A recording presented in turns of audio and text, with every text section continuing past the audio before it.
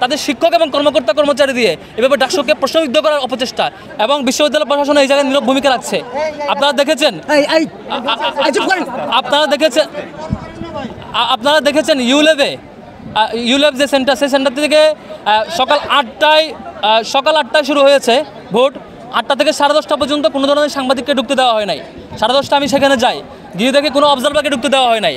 পরে গিয়ে শুনি সেখান থেকে ইসলামী ছাত্র আন্দোলনের একজন পুলিং এজেন্টকে বের করে দেওয়া হয় এবং 10 জন থেকে 6 জন ছাত্র দলের পুলিং এজেন্ট ছিল, কাউকে ঢুকতে দেওয়া হয় না। কী করেছিল সেখানে? 10:30 পরে যখন আমরা অভিযোগ দেই, আধা ঘন্টা আমাদেরকে দাঁড় করিয়ে রেখে পরে মিডিয়া এবং অবজারভাররা ঢুকতে পারে।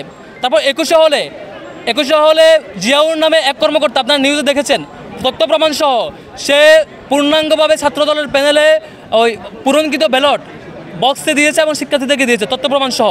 সেই অভিযোগ যখন আসছে, সবাই যখন প্রেস কনফারেন্স করছে, সেটি দেখার জন্য টিএসসিতে আরেক বিএনপিপন্থী কর্মকর্তা সেটি দেখার জন্য আমাদের নামে নাকি একটা পেজে চেকবক্স দিয়ে কী করছে। আমি এখন তার বহিষ্কার এবং গ্রেফতার দাবি করছি। টিএসসি সেন্টারে যে এই কাজ করেছে, যার ব্যাপারে কনসার্ন আছে যে স্টাফ, তাকে এখনই গ্রেফতার করতে হবে এবং সে পুরো নির্বাচনকে প্রশ্নবিদ্ধ করবার জন্য, 21শে হলের ঘটনাকে লুকানোর জন্য, লুকোচুরি করবার জন্য সে এই ধরনের ঘটনা আশ্রয় নিয়েছে।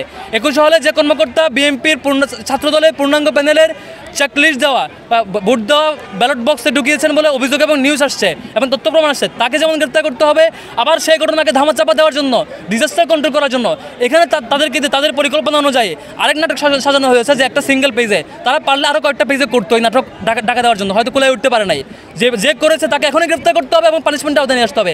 কার এজেন্ডা বাস্তবায়ন করছে, তাদের সাথে কী ধরনের লবিং খুঁজে বের করতে হবে, এটা আমাদের দাবি।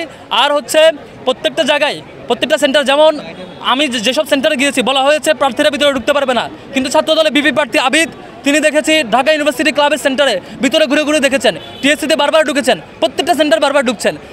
মানে এটা নীতিমালাকে শুধু তাদের, মানে আমাদের জন্য আমরা ঢুকতে পারবো না, তাদেরকে গেলে ঢুকতে পারবে। এটা খুবই দুঃখজনক। ইউনিভার্সিটি ক্লাবে বারবার ঘুরে দেখছে তিনি হচ্ছে সেন্টারের ভিতরে ঢুকছেন, এটা খুবই দুঃখজনক। এভাবে প্রত্যেকটা নীতিমালা তারা ভায়োলেট করছে। সেই ভায়োলেট করা নিয়মকে ঢাকার জন্য, যখন ডিজাস্টার হয় সেটা দেখার জন্য আবার তাদের পন্থী কোনো কর্মকর্তা এবং শিক্ষক দিয়ে আরেক নাটক মঞ্চস্থ করছে।